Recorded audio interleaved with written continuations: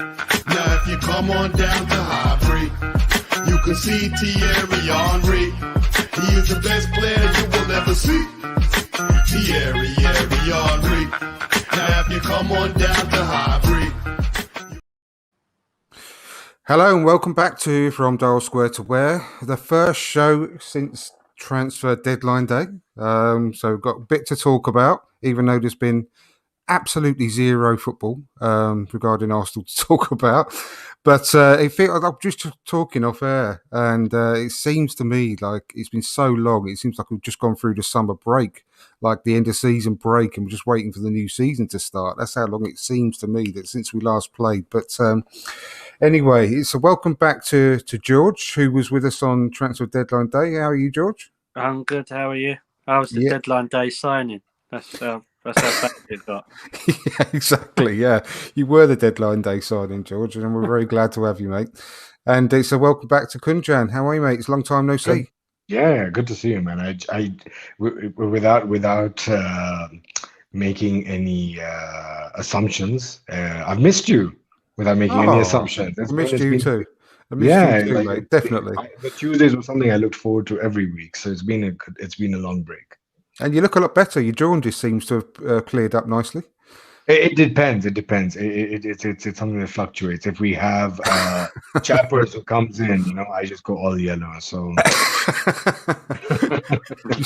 you stop drinking the Sunny D. That's what it is. Yeah. But yeah, having his fair share of Smarties. So it helps me. But anyway, it's good to be back. And so I'd say we've obviously been missing the football really, really badly. Hopefully on Thursday, we won't wish that it hadn't come back after the game. But it's a massive game, isn't it? It's a really, really big game, this one coming up, because of the month we had in February. I think we've only got a very small amount of games this month as well. But in February, we only had 2 Premier League games and obviously only come out with the 1 point. And with the fact that Wolves are doing so well in the league lately and been clawing the way back up the table, I think they go above us, don't they, if they win? So it's a massive, massive game. So it's got a lot to talk about there and have a bit of more of a catch up amongst each other after the window closed, really. So I'll come to you first, Kunjan, on this one. Overall thoughts, just quickly, really, on what your feelings are really on the transfer window and how it's left us as a squad. I do feel we needed to add at least 2 players. We needed a midfielder and we needed a striker. I mean, it's evident we were trying for Vlahovic. The fact that we missed out on him, I'm not disappointed because it was evident he wanted to go to Juventus. So you have to give credit to Arsenal. We tried. We did try. And it gives me hope that we're not shy of trying to pursue our targets. In hindsight, now we don't need a midfielder, but the quality is something that there's a gap. There is a gap for quality, especially after the Africa Cup of Nations. Now we do have Partey back, we have Elneny back, we have Xhaka back from his suspension. We do still have Sambi Lokonga, so we do have a good set of 4 midfielders that will pull us through the season. But am I excited about any of those 4 getting together on the pitch? No. Partey is good. Xhaka is Xhaka. Lokonga needs time. And Elneny does what Elneny does. So we did need 1 quality midfielder. And I do hope summer is the time where we address that. But striker, I'm worried, but I do think we will. We'll discuss this later, but I do think we have a hidden player who could play in that position, and he may do something we'll all be surprised about. You're talking about Mohamed Elneny, obviously. Up front? Yeah. No, we discussed I'm joking, this. obviously. I'm joking. We discussed exactly. this. It has to be Aaron Ramsdale. Did you not see those goals in training? Did you not see that ferocious left in training? That was a quality finish, actually, to be fair, yeah. Leno I'd love to put him up front, but just the possibility of him getting injured and we replace him up front with Emi Martinez, not again. Do you know what, though? It'd be interesting if goalkeepers, obviously they can handle the ball in the box, It'd be great if they could handle the ball in both boxes. Yeah. So I mean, you could send the goalkeeper up front for a corner, and he could catch it and throw it into the net. That'd be quite interesting, wouldn't it? It'd make the game a lot more. Well, Liverpool do that on a daily basis. Exactly, yeah. But yeah, I mean, George, same question for you, really. I mean, it's let's forget about the striking options just for now. We'll come on to that in a bit. But yeah. So ignoring the dearth of players that we've got up there now, what about the rest of the squad? How do you see that? After the transfer window's closed. So the players we got rid of, I understand, because none of them were good enough, really. The only one I was a bit question mark was Chambers, personally, because I thought whenever when we needed him to do a job, like the Liverpool first leg, he was brilliant in that sense. So he done what I'm not bothered about Kolasinac, to be honest. Like the last thing he done. Who? Sorry, yeah, Kolasinac. Who's that? Yeah, Mesut Ozil's bodyguard. Oh, that one. Oh, yeah, that one. Sorry, yeah. That's what I was going to say. That's the only thing he's done, really. So, Garnasaurus has done more step counts than he has. So, Aubameyang, he had to go because you can't have someone sitting on 300 grand a week who's never going to play again, because he was never breaking back into that team. And then turning into Odinwingie on the deadline day. So Maitland-Niles, same sort of thing, really. Mari, he needed game time. So I'm not really, but the squad I'm only worried because I think in the squad, like, I have to kind of disagree. That midfield worries me, because Xhaka is a walking liability, and I've said it for a while. He's a good player, but he's just too much of a liability. Partey, probably the best of the rest. Sambi's still young, so I don't think you can if people put too much pressure on him, we're not gonna see the best of him. But we know what Arsenal social media fans are like. It'll be Michael Ballack one week, and then it'll be Obi Mikel the next. So Elneny, like, I agree. Elneny is just Elneny, does what he does, but I just feel like we really needed that midfielder, and there were so many options out there that we could have gone for. But on the whole, we've got 18 players apparently. So if they can all stay fit and we don't get any COVID, they got us into this position battling for top 4 first. So I suppose we've just got to back them, really. Yeah. Well, this is it. I think the squad, the nucleus of the squad obviously hasn't changed, because like you said, the players that have gone weren't playing anyway.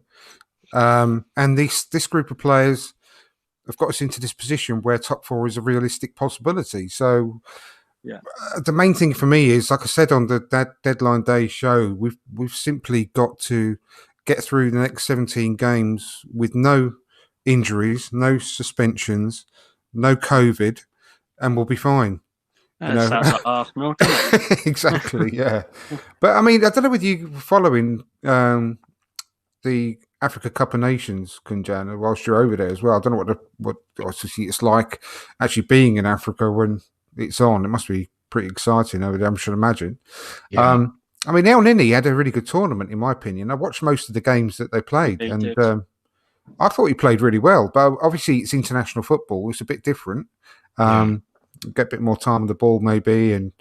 But I thought he had a really good tournament. To be fair, quite obviously, just ended up losing in the final. But yeah. I mean, like you said, he's still Elneny. But I mean, I saw him. I don't know whether it was the coach that he had, playing for the Egyptian team. I don't know whether it was his sort of guidelines, but he seemed to be quite progressive with his passing all the games I was watching. A bit more than he did so for Arsenal anyway. I don't know what your thoughts are on that. I'm not saying he's the answer or anything by any stretch of imagination. Don't get me wrong, but I mean, I think he is for the rest of the season, though. Yeah, exactly. I mean, hopefully, if he can continue his form, then maybe if he's called upon, he might not be so bad. That's what I'm saying. Sorry, go on, Kunjan. I'll Yeah, cut you off. no. I watched most of the games of the African Cup of Nations, including the final. And in fact, I think, if I'm not mistaken, Eleni made it to the best 11, if I'm not He did, mistaken. yeah. Yeah. Yeah, he did. So he did do something well. I do believe that his perfect position has been for what he was signed when Wenger was in charge, which is a holding midfielder. Because El Neni doesn't have it in him to play direct balls. He can't play the role like an Aaron Ramsey did. He's not your quintessential box to box midfielder. Unfortunately, El Neni is exactly what we paid £5 million for, a £5 million player. He gets onto the pitch. He keeps everything going. He structures himself, and even in the Afcon, when you watch the passes he was playing, you made a very good observation where there was quite progressive. Yeah, there But was. also because if you look at the formations, if you look at even how having Mohamed Salah there, it made the spaces very easy for the balls to be played. He was spraying passes not because um, he was that good. It's just because I think every opposition did open up themselves to play those passes. It's not your free flowing premierships type football. If you looked at the level of pressing, if you look at the level of possession, it's not what you get in the Premiership. Like, there's barely any pressing in the AFCON, at least not that I saw any game which was heavy on pressing. Even the final, I think Egypt sat back. They did take in a lot of the pressure, but there was not heavy pressing. And that's very deterrent to what Arsenal are doing, especially now with the high press and with the playing between the channels. And I don't think Mohamed El Neni plays the game that he's playing at Egypt with Arsenal. He is deployed to play in the enforcer role, but because we're now playing a pivot, a double pivot, where one is the box to box, Mohamed El Nini is not the answer. Nor is Xhaka. I'm with George on what he said earlier on, that Xhaka is a liability. I think the fan base is pretty unanimous about Xhaka, but he does something that I don't know. No Arsenal fan can understand. Either he's got nudes of all the coaches that he's played for, and maybe that's why they have to play him. No, there has to be something. There has to be something. He's got nudes on every, like, the minute they sign, he's like, listen, I got something. You don't play me, this goes out. Because it's not possible. You have Wenger who sings the world of him. You've got Emery who loves Xhaka. Ljungberg loves Xhaka. We have Arteta who loves Xhaka. We have Mourinho who likes Xhaka. So there's something he's doing that we're not aware of. Sambi is going to be a phenomenal name, but he's not ready right now. And as we agreed earlier, Elneny is Elneny. But he is a good squad player to have. Yeah, no, he is. I think it's. I've never seen him have a game where he's walked off the pitch and I thought he didn't have he didn't put his all in today. He's that type of player. I think he's also the same when you watch all the training videos. He's always absolutely 100% on it in the training videos, and he gives everything in every match. So I don't think you can ever knock him for that. But yeah, obviously he's someone we're going to be moving on from in the summer. There's a player out there who would fit in Arsenal's team absolutely perfect, and I've said it for about 3 years, and that's Yuri Tillemans. Yeah, definitely. Like that, imagine like in that middle bit, like it's like it's made, that position's made for him. And my thing is, like, Xhaka, and Mourinho loves Xhaka that much. We could have been buy one get one free and make the Niles. Like, take him. I'll pay for his flight. That's how desperate. I'm really not a fan of Xhaka. Yeah, I know. We need him though. The rest of these next 17 games. I mean, Wenger said years ago when he first signed him, he said, "I bought Xhaka for this, but he'll never be a great Premier League player because you're not allowed to tackle in football." And that was all those years ago. Yeah, that's right. And he is right. Like, I don't like Xhaka, but his reputation goes before him. I've seen players for other teams do fouls, and you think, well, if that's Xhaka, that's red. Yeah. So his reputation does go for him a bit there. No, exactly.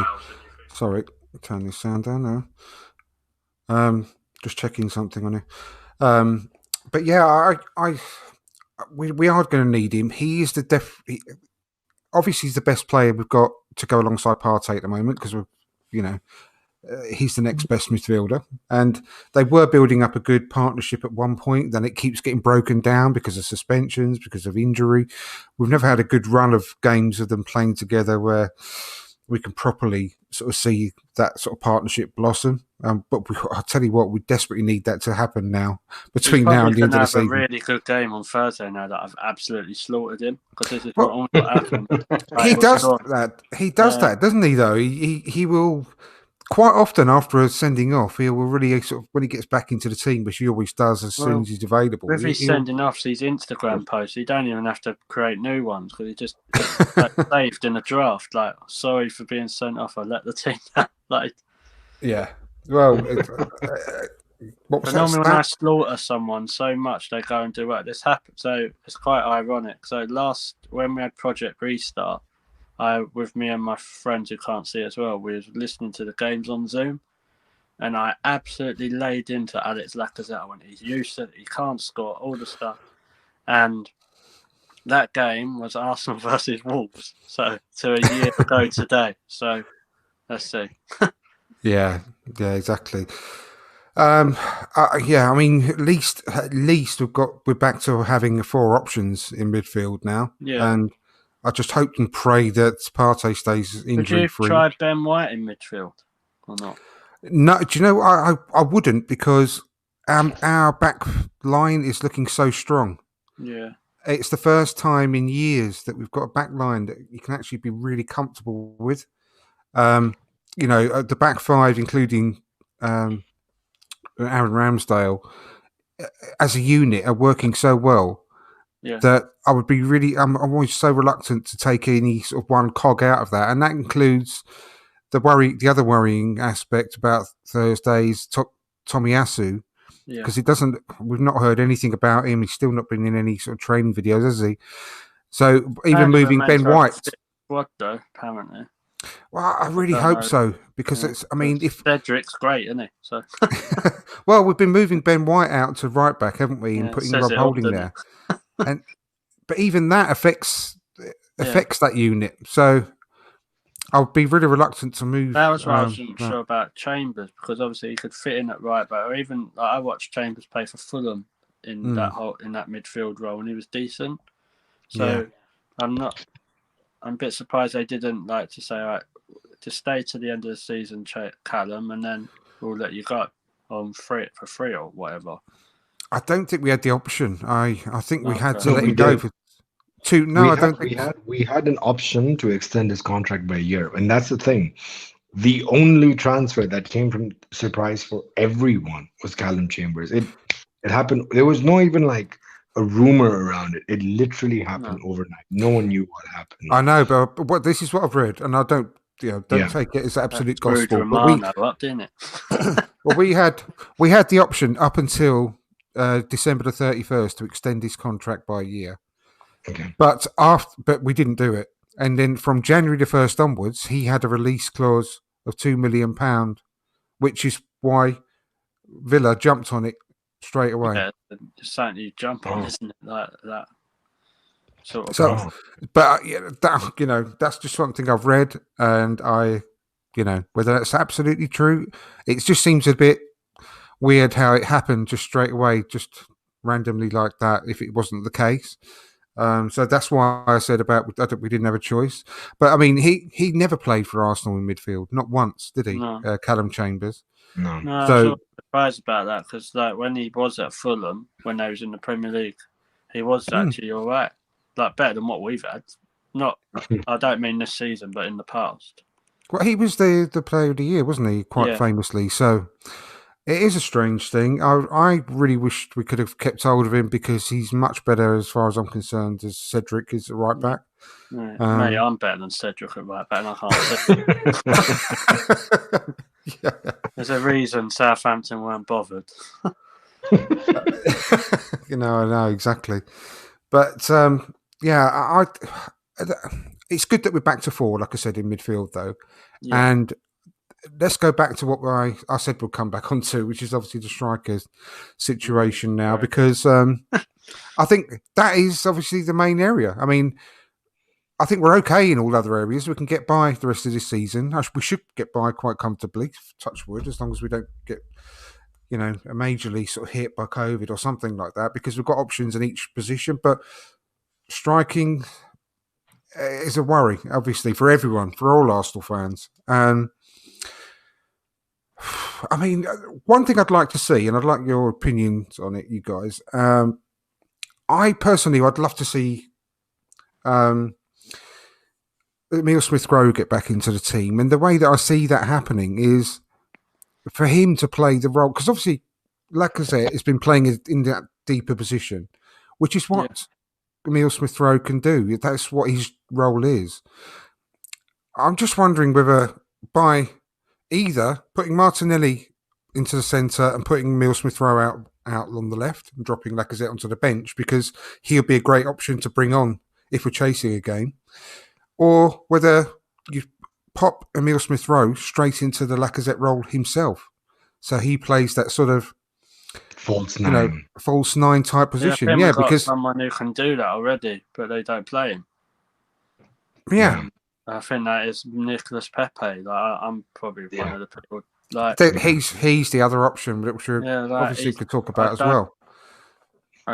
Like Smith-Rowe could work, but I think if you're going to do that with anyone, false nine has got to be Pepe. Like I've seen him playing the AFCON, and he's played, unless I'm wrong, he's played in that sort of position, and he's done it for, was it Lille he was at?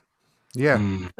So Emile Smith-Rowe for me, because you can play as many centre forwards that we've got at the club, but the problem is we've scored 3 Premier League goals with 2 of our centre forwards.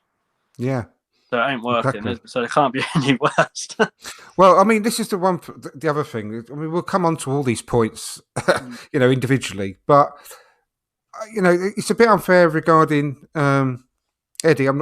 Before I say it, I'm not like jumping on the Eddie bandwagon and backing him and blah blah blah. But he's played 51 minutes of Premier League football, and he's being bashed for not having scored a Premier League goal.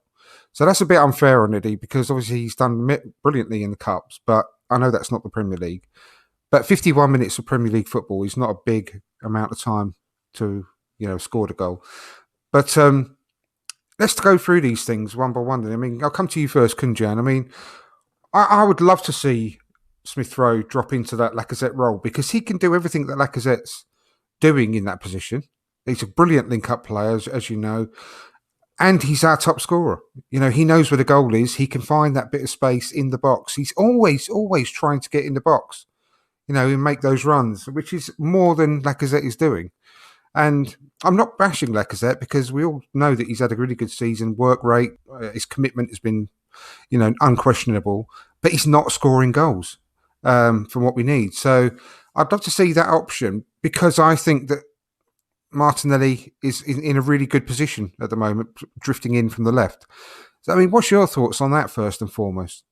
I genuinely do not have even 1% of criticism. I think that's pure genius for you to have thought of Emile Smith-Rowe as a false 9. I can't think of one reason why not, except no, I can't. I actually can. Because I think maybe it could be a little bit of lack of physicality, but he's taken all the physical challenges when he's on the left. He's absolutely brilliant. And when you look at the runs he makes, they're more from the left going center.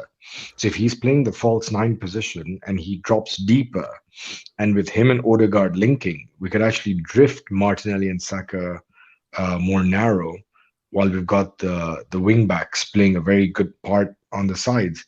So I think that's genius, but I generally don't even have one assessment which I could say negatively about that not being a smart idea. I think that's phenomenal. I think the only difference, if we are playing that, is that Smith-Rowe has not got a lot of experience in that position, while what George said earlier on about Pepe, I think Pepe is your go-to guy, and that's what happened at Villarreal when we did the false 9. It was Pepe who played in that position, if you remember. Pepe did play the false nine when we were up against Villarreal, the infamous Villarreal game. Are you sure? I think it was Smith Rowe, and I think Because I remember Pepe on the team sheet, they showed him on the right, but it was Saka on the right, and Pepe drifted center. I don't know. I'd like to see. I think You're probably Smith Rowe right. I'm played not. there I'm for not most of the doubting. time. Not doubting. The way I Yeah. remember it was that Smith Rowe played it in that game, and it was Willian that played it against Man City that time. But I might be completely misremembering it. But God, man. yeah, the thing is that the only issue I would say, because I've been going on about Pepe playing a more central role for ages, but I think that Smith Rowe could do it better than Pepe because of his link-up play being that slightly much better than Pepe's link-up play. However, Pepe scores goals and assists in most games that he plays, as I keep saying all the time. Whenever he plays, he tends to get one or the other.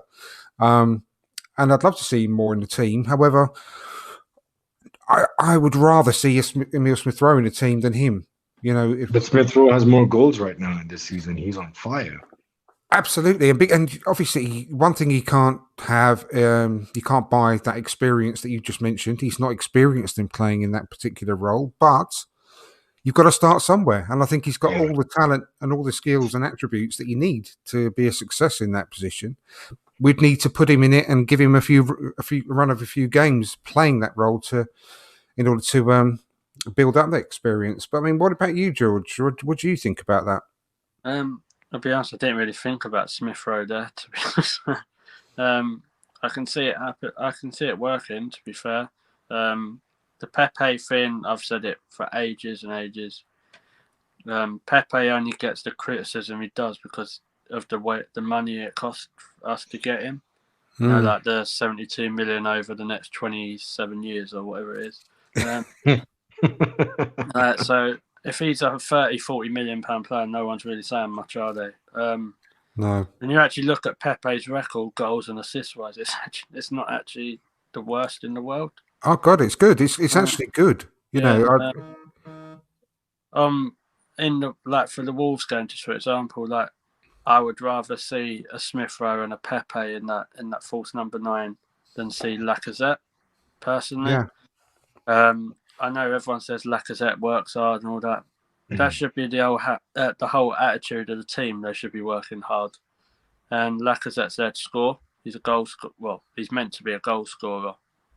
Exactly. And he don't do that. And everyone used to bang on about Giroud when he used to go ages and ages not scoring. He's just poor man Giroud for me, if I'm on it. I'm not the greatest fan. But I think he's been playing. He's been doing everything that you'd ask from him this season, apart from scoring goals. Yeah, that's the main thing, and you can't. Smith Rowe's been doing the you same. Can't carry that. Smith Rowe's been doing the same thing, but scoring and setting up goals. Yeah. Is it his first Premier League season? His first full one, yeah. Yeah, that full one. So. And obviously, when you've got them sort of players, you think the attacking threat we've got, so we'd have either them two, and then you'd have Saka, you've got Martinelli, you've got Martin Odegaard, who I think has been very underrated, and he's had a very good season so far. It gives us a bit of options, doesn't it? And then if we are chasing the game, like you said, you could try and bring on Lacazette or Nketiah. It strengthens the bench, doesn't it, by putting Lacazette there. We ain't got to put most of your under 23s on there if you then. No, exactly. I mean, I know that it swings and roundabouts because if Lacazette's on the pitch, then you've got Smith Rowe on the bench. But when you need goals, you can't afford to leave your top goal scorer on the bench without scoring. No, and that way we would have Martinelli, Smith Rowe, Saka, and Odegaard as our front four players, and I think that has got goals in it. What says it all for me is that when we went through that phase of scoring loads of goals, didn't we score like 12 or 13 in about 3 or 4 games? Yeah. Lacazette scored 1. So that when you've got a lot of goals in that, you're expecting it mainly to be your forwards. You'd hope like your centre forward, I know people say about Aubameyang didn't score much, but when he at the start of the season, he scored in 4 home games consecutively. Yeah. And people forget about that at the start of the season. I don't know. I just don't see that as Lacazette. Lacazette to me is, well, he works hard. He's good for the kids. He's good. Well, if he's good for the kids, be a coach. Well, or a child's entertainer. Yeah, exactly. He's not far from it. He could become like one of those clowns you get for children's parties. That's fine. But we need him on the pitch to score goals. I don't know. I think Pepe. I've heard people say put Martinelli through the middle, but I wouldn't do that because I think he's playing so well in that position he is. Yeah. I wouldn't want him. It's like a bit like the Ben White situation. I wouldn't want to move him from there. So Pepe or Smith Rowe, I'd kind of be happy with. Like imagine that: Saka, Smith Rowe, Odegaard, and Martinelli. Well, this is it, and I think that a lot of people have said this about dropping Lacazette and putting Martinelli through the middle, and obviously Emile Smith Rowe on the left. But I just think it'd be better to put Smith Rowe in the middle because he is a number 10, hence why we gave him that shirt, and I think that it would take something away, like you just said. In a similar way to the Ben White situation, it would take something away from Martinelli's game by putting him in the middle. Yeah, I agree. So I think it's because you name me one thing that Lacazette is doing in the team, which is getting rightful plaudits for a lot of the work he's been doing. But can you name me one thing that he's doing that Smith Rowe can't? Yeah, I can't. Sure. Well, yeah. well, this is it. And Smith Rowe he's got that unteachable aspect to his game where he goes into the box in a similar way to Aaron Ramsey did, and he finds that bit of space in the box that other players just can't.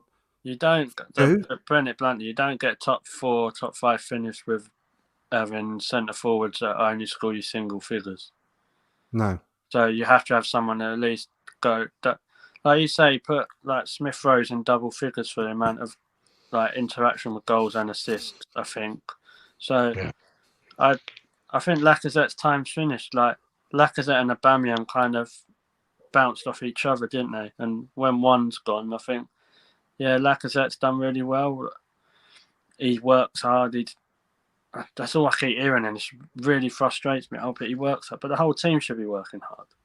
No, exactly. That should be. And with Arteta, I think what he wants, I think where he used to work under Guardiola at Man City, he tries to play a bit like that, and we don't have that sort of.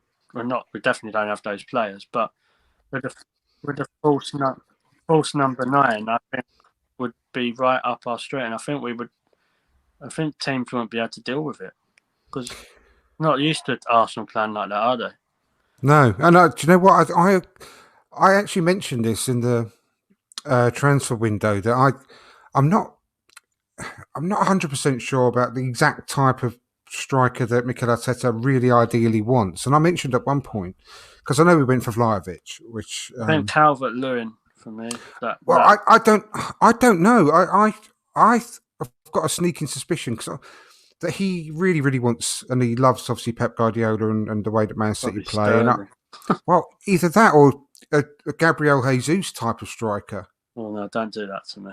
No, honestly, I know. That drifts. I was worrying when Costa was on a free. That was scary enough. I think he's an underrated player personally. Anyway, Gabriel Jesus. I'm not saying that I'd like him at Arsenal, but I think he's a very good player. But that type of player, I think that Smith Rowe, considering his age, could do that role even better long term than Gabriel Jesus is doing. He's got all the skill set that you need, but he's also got that real sort of lethal sort of finishing, that eye for a goal. And as I said about that, finding space in those pockets around the edge of the box. I think Alexander Isak is the kind of striker if you said a perfect striker for an Arteta team, Isak ticks those boxes. Exactly. I think that he would go for someone like him, plus a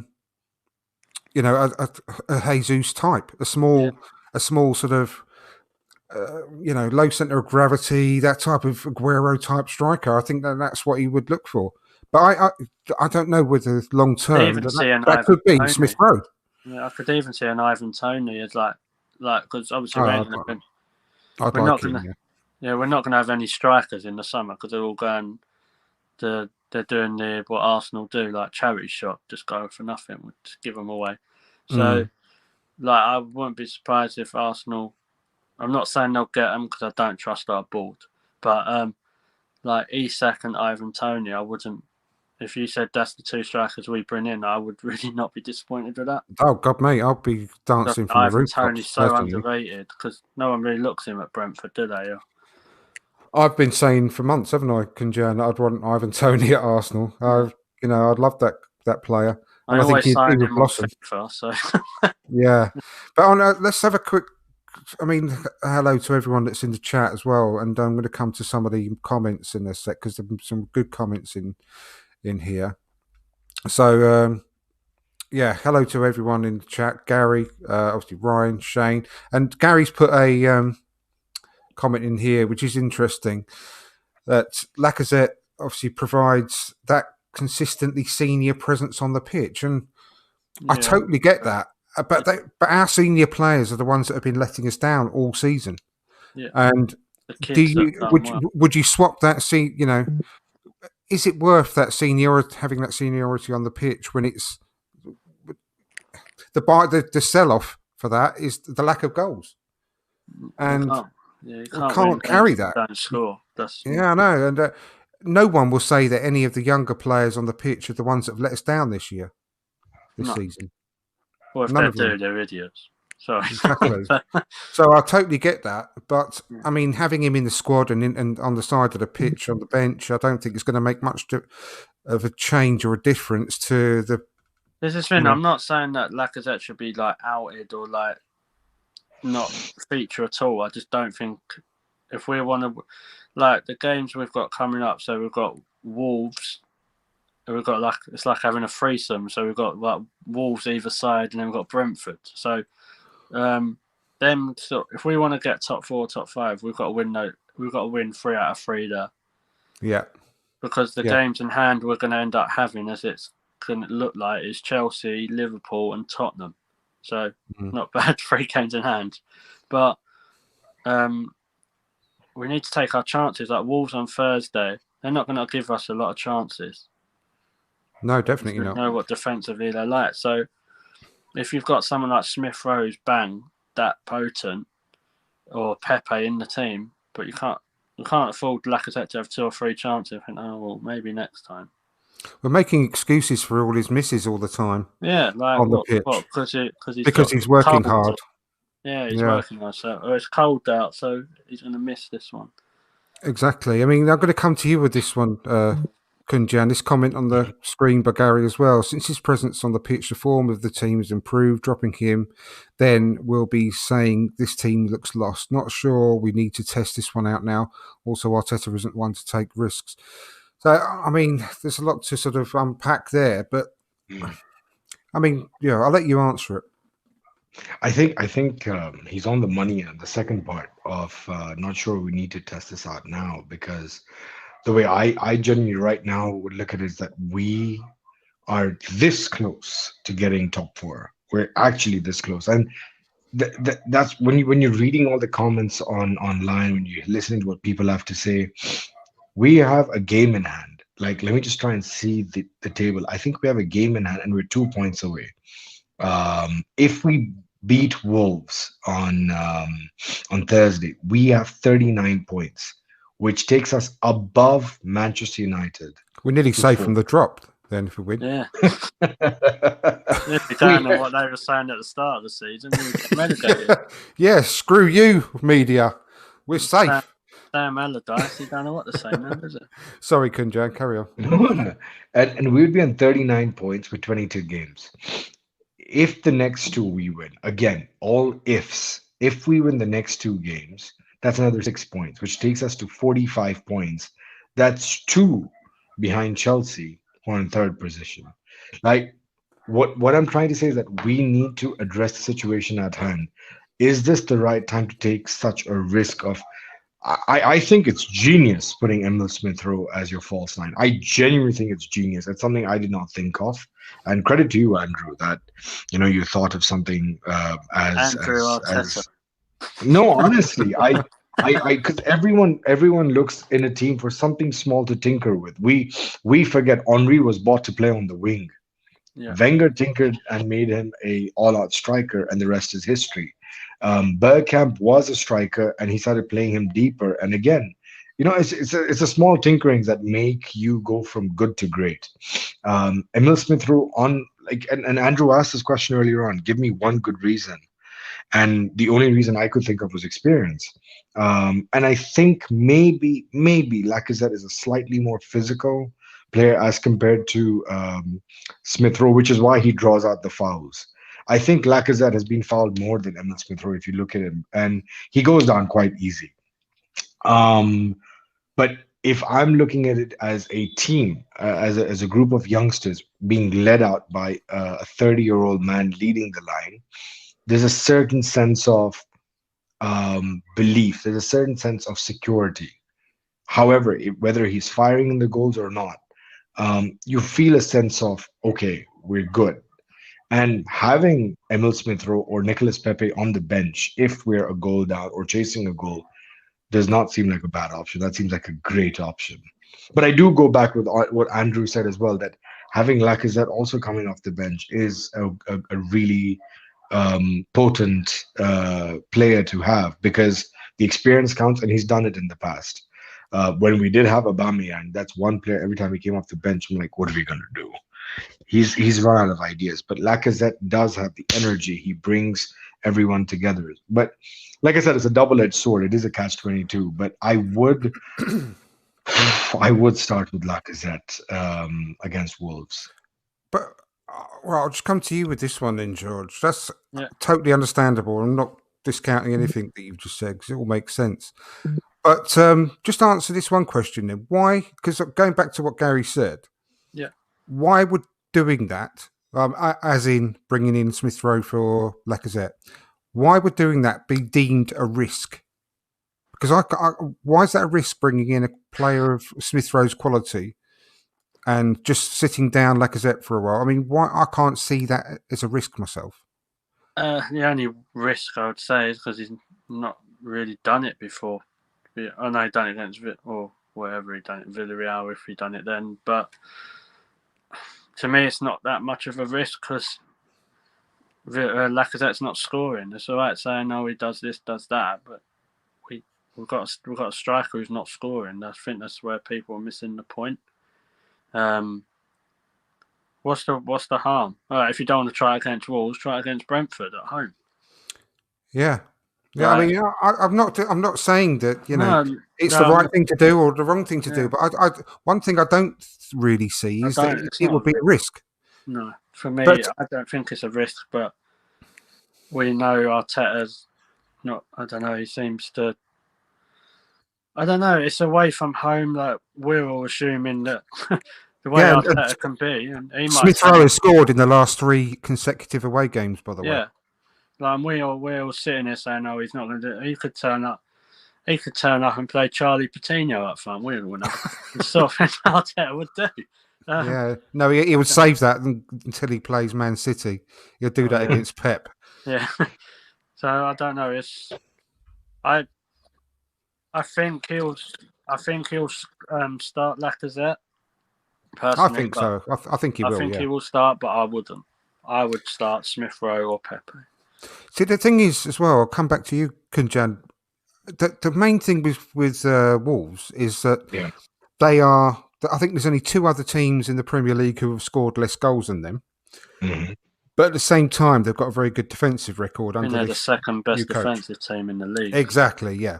So one goal is more likely going to sort of seal this game. I mean, I'll take a 1-0 win straight away. I'll rip your arm off. But I think I'm quite comfortable with us being able to keep them out because I think our defence is top quality now, especially if Tomiyasu is back. I think we can sort of keep a clean sheet. But the main thing is to score a goal. We have to score a goal against them. So this is the reason why it is a big decision for Arteta as to whether to stick with the way things have been going or whether to slightly try and change it up a little bit, because we've seen the training videos, etc., and it does look like he's getting Martinelli, especially, to play, centrally in a lot of the It'd training screw sessions. everyone if he starts in Ketia on Thursday, wouldn't it? I know. So, I mean, I think that's just lastly, really, on that point. I mean, do you agree? I mean, I think we've got a good chance of being able to keep them out, especially with our midfield now back to our best, because it is our best midfield, whether you like it or not. Xhaka's back, but we've got to score a goal. So it's gonna. We have got. I know it's a whole horrible old cliche, but we've got 17 cup finals that we've got to play now to get into the top 4. So we've got to score a goal. So, you put yourself in Arteta's shoes. Would you make that change? That's a tough question to ask. No, I would not, and I'll tell you why. It's not that I don't have the faith in Pepe or in Smith Rowe. It's a case of don't fix what's not broken. And I know the analogy in this is, but he's not scoring goals. But ever since he's come into the team, he's opened up. And I think we're overlooking one thing. Ever since Lacazette's come in, unfortunately, the victim for that position has been Emil Smith Rowe, because Odegaard has started firing on all cylinders, and he's playing so well in the number 10 slot. Thus, we started moving Smith Rowe to the left.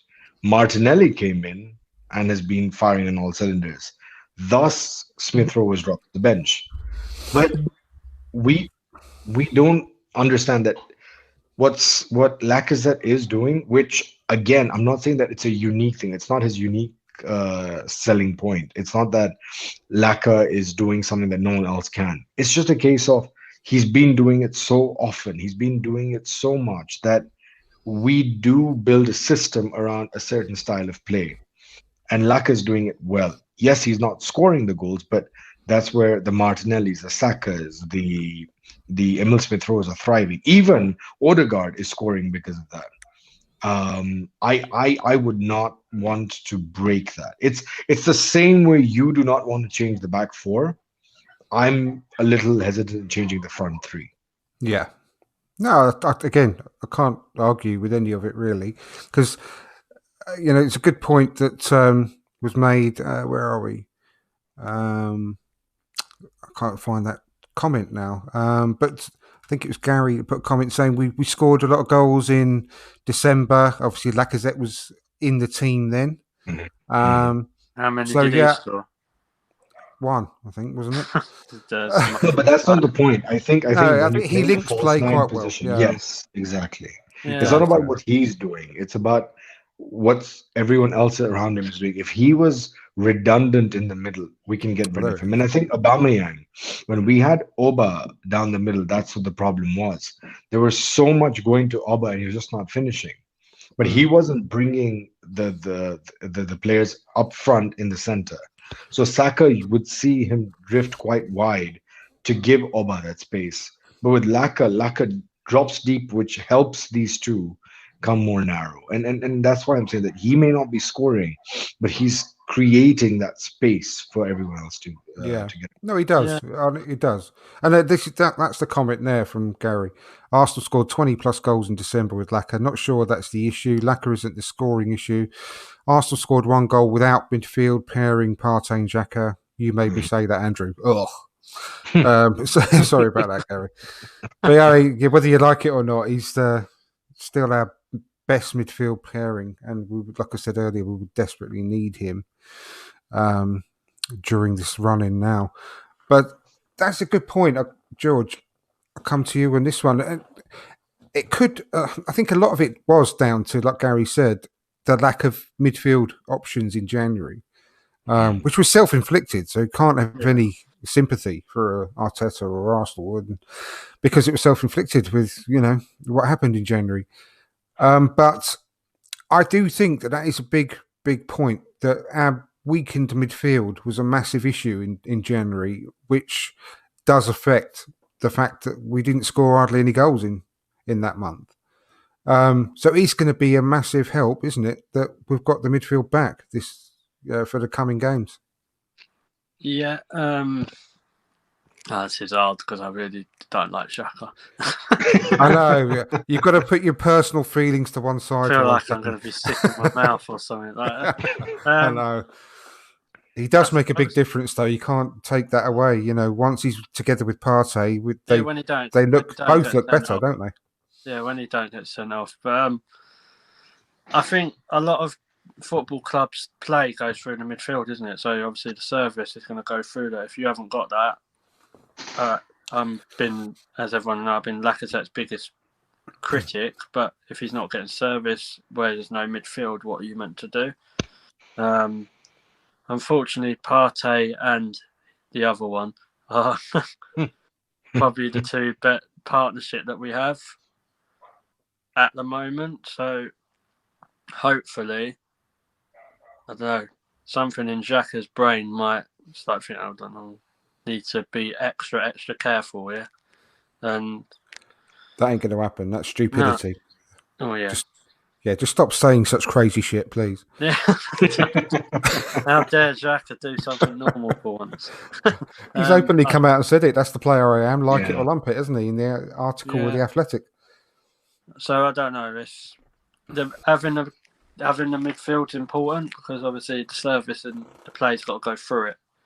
But one thing is that number 8 role, the people are coming forward, aren't they? And because for me, Lacazette don't play like a centre forward anymore. He plays more like that false number 9 or a midfielder, like a deep line midfielder for me. Yeah, so, it does. Why not put him next to Partey? Do you know what? That I think I heard someone actually suggest that on a podcast for when we were so short in midfield in January. Yeah. Saying you could do a lot worse than play him in midfield because he's playing there anyway. Yeah. But in all seriousness, he's got the sort of skill set to have actually done a job there, isn't he? And instead of Patino, for example, and not Patino, I love Patino. To be honest, I thought he did. He got a lot of crap, but I thought he actually played fairly well considering it was his debut against Nottingham Forest. He scored against Sunderland, which is Sunderland, which.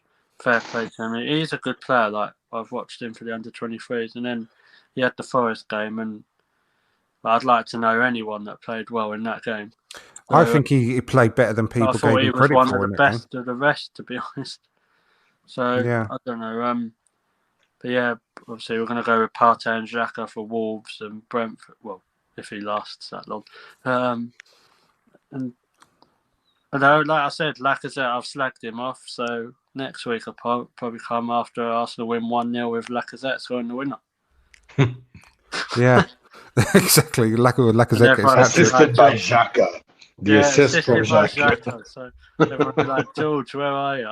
Now I have to come with my tail between my legs. That's fine. I'll take that though, because I'll still celebrate. There's a lot of Arsenal fans who have a go at their players but just won't celebrate. I'm not like that. I'll back every single player, but apart from Xhaka. No, I kind of cheered when he scored that free kick against Chelsea. And Did I was you? just like, it was more half-hearted. It was like, you let your guard slip. Yeah, I think I didn't. I think I just lost the will to live at that time.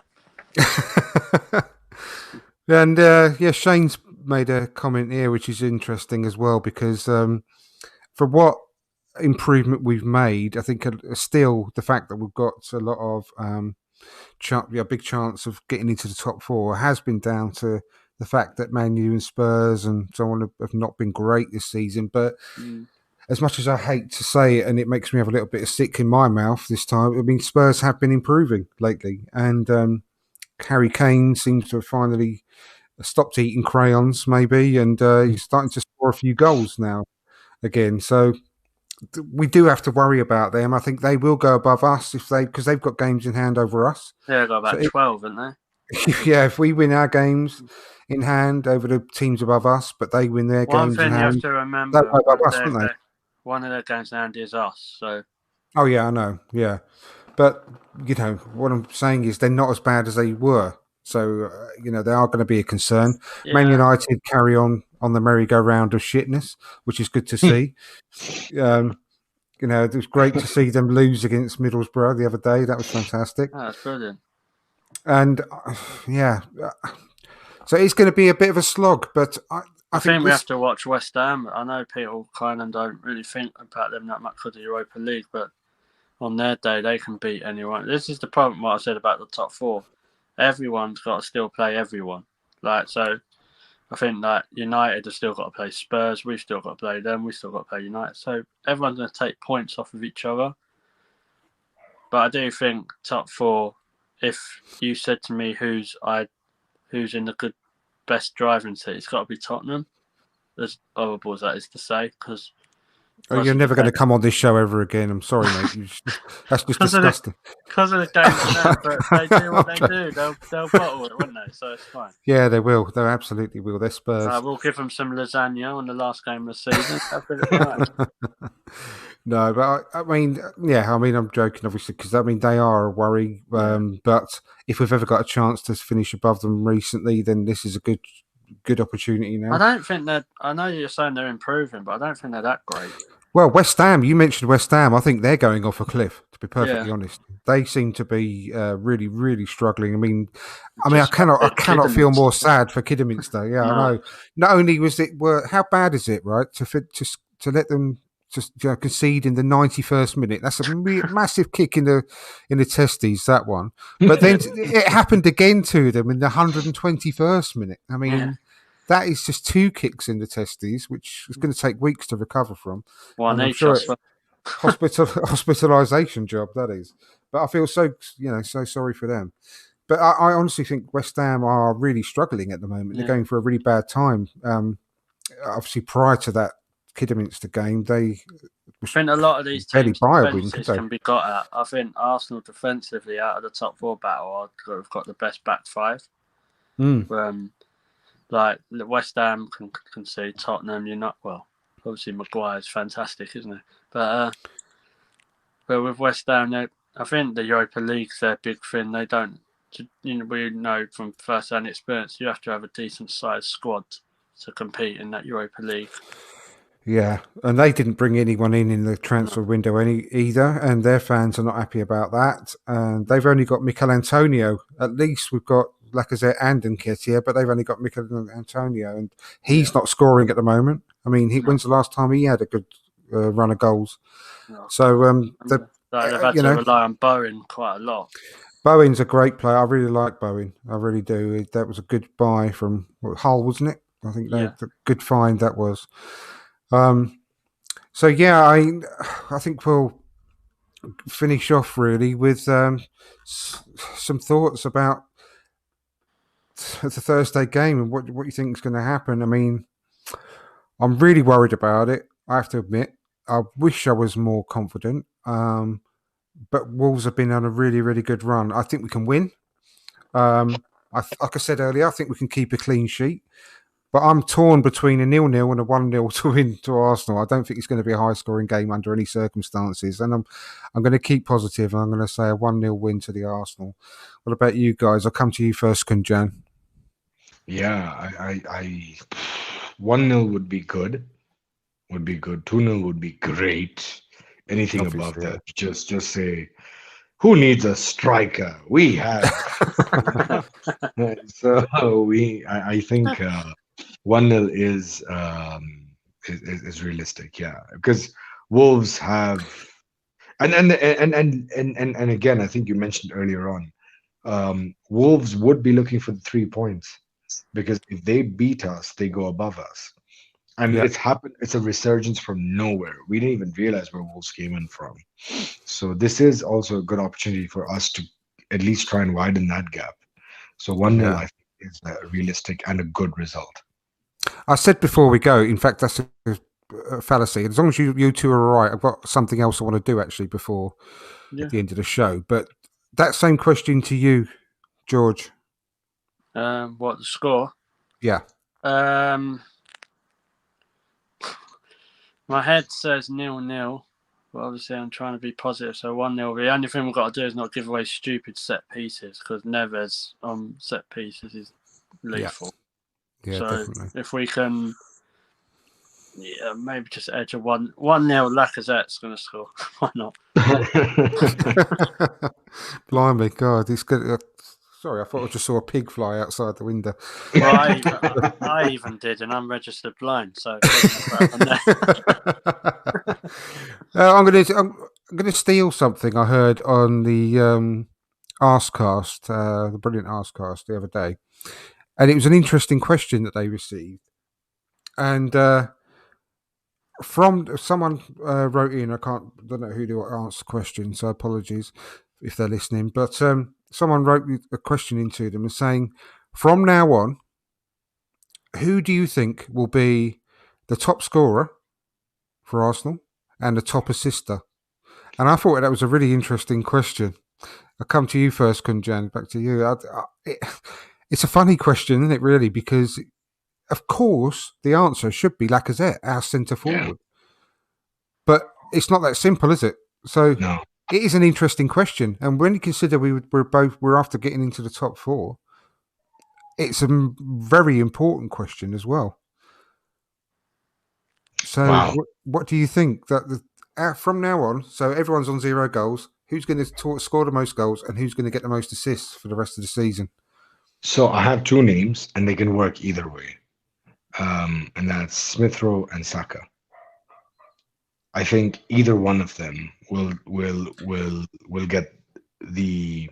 If Saka is your leading assist, Smith Rowe will grab the goals, and if Smith Rowe's got the leading assists, Saka will grab the goals. But you don't want Lacazette to be dropped for Smith Rowe, so Smith Rowe ain't going to be playing. But again, like you said, stranger things have happened. It's an interesting things have happened. I'm making that point because it's an interesting point, isn't it? No, it's we're not, you know. I'll come to you actually before we move on and sort of take it a bit further, George. What's the same question to you?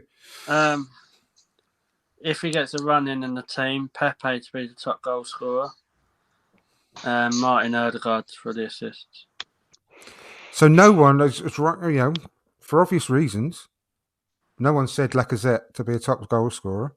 If he scores 2 goals, I'll be happy with that. But not everyone, but the majority are wanting him to still play every game and keep either Pepe or Smith Rowe out the side. Yeah. But it's a really interesting dynamic there, isn't it? That question. Yeah. Obviously, they could come off the bench and score, I suppose. Yes, that's what I'm trying to get at. Yeah. But then the main point is that our centre forward, who people say you can't drop, no one is saying that he's going to be the top goal scorer. This is what I've said from the whole time. Why wouldn't you start someone who's more likely to score goals? Yeah, I agree. That's why I said I would drop Lacazette, because it makes you think, doesn't it? We need goals. But I totally get both arguments, and I'm not. I want to make things clear. I'm not. This is not an episode where I really want to bash, you know, Lacazette, because I really like him as a person. I think he's a good player. He does. I openly admit he does add a lot to the team in certain circumstances, but he is not in the best for the team. That's the thing. He's not in the team to do a lot of the stuff that we praise him for. He's in the team surely to score goals. So you look at these other teams, you go through them, who scores goals. So Liverpool have got Salah and all that, they score goals. Even Firmino scores goals when he plays. Jesus can score for City. Sterling can. Even Tottenham, Kane started to.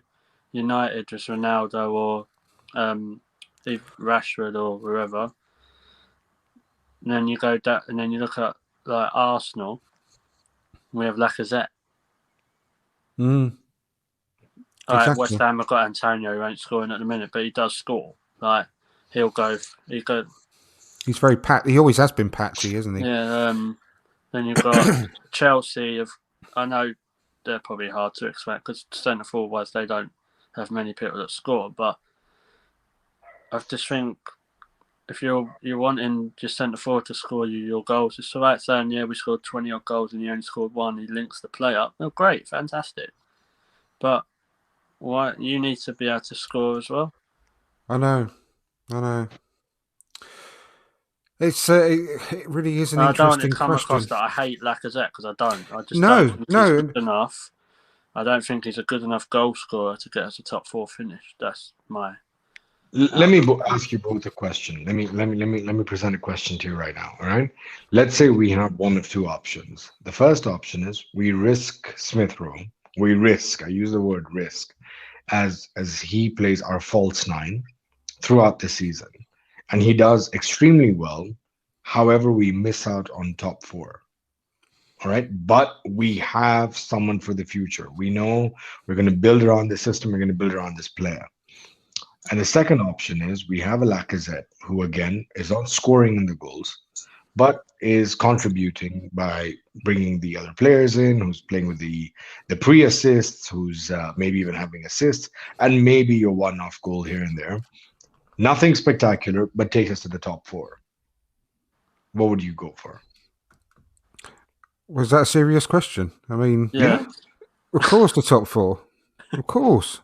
But, My point is that yes, Smith Rowe sounds like a fantastic. As I mentioned, it's genius, and it's something that I do see happening in the future. I think it's so smart what you've pointed out, that I'm pretty sure Arteta must have at the back of his hand. But the safer option is Lacazette. I keep saying it's a safer option. There is a tactical plan. Lacazette has weaved into that tactical plan. Lacazette is your quintessential number 9 for him to drop back and doing what he's doing. And we are scoring. We are getting our wins when Lacazette was playing up front. When Oba was frozen out, everyone was like, what are we going to do? And Laka, yes, he's had his blunders. We saw what he did against Liverpool. We saw his misses against Burnley. Yes, we do not discredit that. But having that experience, having that person leading from the front with the captain's armband would add a lot of steel to the team, which would give us a little bit of an edge to the top 4 over trying something halfway into the season. The other alternative, of course, is to carry on with what we're doing with Lacazette in his role, Smith Rowe on the bench, but we miss out on top 4 because we didn't score enough goals. I was just going to say that's the worst. That's the worst. We will never know, will we? We will never know if we go down one route and we go down the other route, which was the best one. But one thing we can't forget is that Lacazette is leaving at the end of the season. Yeah. Right. Is he going to be? I mean, I'm not doubting him at all. Right, but I'm just literally throwing it out there and playing devil's advocate. When you get to a stage where you're a couple of months left on his contract, and he's going to be signing, he's got his last chance of a big contract in the summer. Is he going to go for all of those tackles? Is he going to go for that header? Is he going to put himself out with the few games left of his contract and risk a big injury when it's coming up to that time? But that's. I mean, you've only got to understand that he's a human being at the end of the day. And whenever you're leaving a job, you will always your mind will always start to move away from it mentally, towards the end, won't it? I mean, I'm not being horrible towards Lacazette. I'm not doubting him, but that's the human trait that I think we all have when you start looking forward to your new adventure. So there's that to take into account. And when in building for the future, starting to work and build for the summer and build for next season to a life without Lacazette and without Aubameyang for next season, and bedding these new players into their different roles. So that's one thing to consider. But the second thing is, like the comment on the screen, one other player we haven't mentioned about the possibility of a leading goal scorer between now and the end of the season is Martinelli. Yeah. But it depends if they keep him in that same position, doesn't it? But if they move, then there's a chance. Exactly. So he's someone that we haven't, obviously Gary's put there. Also someone we haven't mentioned as well, and it kind of falls into the leaving at the end of the season, but they might want to prove a point, is Nketiah. I'm not feeling that, but he might there's nothing to say that he don't get a chance to score 3 or 4 goals, and then someone like a Crystal Palace or, I don't know, West, whoever, think, we'll pick him up for like 5, 6. Oh, well, it's not even that now, is it? On a free. Yeah. So there's nothing to say. Because my thing is, with Lacazette, I don't understand keeping it safe, that it's a safe option with Lacazette. he doesn't score. So that question's always going to be there. Well, what if? What if's a magical thing to say? Because whatever way you look at it, you'll be like, well, what if Lacazette scored against Burnley? Like, imagine if we miss out on top 4 by 1 point. If Lacazette scores against Burnley, we get top 4. That's how thin it is. Exactly. Yeah. There's so many sliding doors moments. We could go on forever, couldn't we? Yeah. We will never know, because I'm almost certain that he's going to go down that route of not changing things unless he has to, and Lacazette will play each game. I do have that slight concern about his not lack of professionalism at all, but the natural drifting away and not wanting to get injured. Imagine if he signs a pre-contract for Lyon, that's what the talks are, in, say, March. Yeah. And then is he going to go in for a diving header and smack it, like that could end up giving him concussion off the goalpost to get us into a top 4 place? I don't know. Exactly. And the same goes for Nketiah, and that's a massive concern. Is that we're all here saying, well, we've got Nketiah and Lacazette until the end of the season. They've got to score goals, blah blah. That worries me. You've got to take that into account. Yeah, and they're not really our strikers anymore, because they're definitely leaving at the end of the season. So they're looking for other employees. So, and the reason I mentioned that, and it is a genuine thing, because they're only human beings, like I said, and it's a natural thing. Not only if you're in a desk job and you're working your notice, you're not that. I'm not saying you're not bothered, but your mind's elsewhere, isn't it? It's a natural thing. Your mind wanders elsewhere to your next job, and you're always thinking about that. But when you're a footballer, you don't want to get injured. Not only your mind is wandering, you don't want to get injured and ruin that opportunity. So that's a worry. And when you take that into account, you've got to start building for the future away from those players, which is why I'm thinking, maybe, I can't get my mind off the fact that ESR, we haven't got that option, that worry. I'd be more happy. I'd be more thin about it, like, and saying not saying Lacazette, but Nketiah, because you don't know how they're going to be. Like, a few weeks before, just say to Marcelo Flores, the youngster from the under-23s, we'll give you a go, because what harm can it do? At least you know that he's going to fight for every. Like, he don't care about smacking himself off things. Like you said, if they're half their minds on going to play somewhere else, they're not going to sweat blood and tears, are they, towards the end of the season? Whereas the youngsters, all season have. So, like, we haven't, like, the senior players this season, they've not really been the shining light, have they? We've gone on about Saka, Smith Rowe, and Erdegaard and Martinelli. So, and it's all right as well saying about they want to be professional till the end, and I'm sure they will be and everything, and they have got to work hard to get their team into the Champions League, like treat every game as a cup final, as we've said, and fire the team to the top 4. But they won't get the benefit of that either. No. They're going to leave. They're not going to get to they're not going to go to the Champions League with Arsenal. So, yes, of course, it's professional pride and it's for their teammates, and not only teammates, but I'm sure they're all mates as well, genuine friends, and they'll want to do that for their friends so they can get into the Champions League. But then they're going to walk away and they're not going to see the benefit of the fruit of that labour, Well, I do find funny, though, at the start of the season, if you said to me battling for top 4, I'd be like, sure.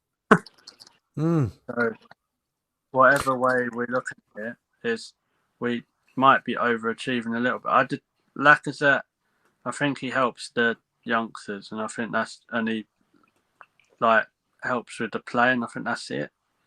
It does sound like I'm absolutely slaughtering him, and I really don't mean to come across. No, I know. I'm the same. I'm feeling a bit guilty because I don't want to come across like that in the slightest, because I'm genuinely not. But I do have some concerns about quite a few things there.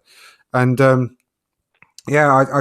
don't doubt that he's going to, his professionalism and everything, but I'm just realistic that I know that as a human being that's going to be, crossing his mind towards the back end of the season at least. That's going to be, a problem. Just to top it off, Man United had just scored, so I thought I'd end it on. Well, I mean, talking about just one last point before we go. When you consider the fact that we should not, genuinely, we should not finish above Man City, Man United, Chelsea, and Liverpool. No. We shouldn't really, should we? They've all got better squads than us. And I'm including Man United in that because obviously, individually, they've got some incredible players. And I'm not counting the fact that how they're actually playing at the moment. But when at the beginning, Ronaldo's part of that as well. And well, yeah, at the beginning of the season, I'm talking about, right, that when you look at our chances, you would say they should all finish in the top four of those teams. yeah, And the fact that we're even still in with a shout of finishing in the top four is a testament to the players that we've got. Haven't we got the youngest squad in the league or the youngest team in the league or something? Yeah. Or Yeah, with the youngest average starting age, yeah. Yeah.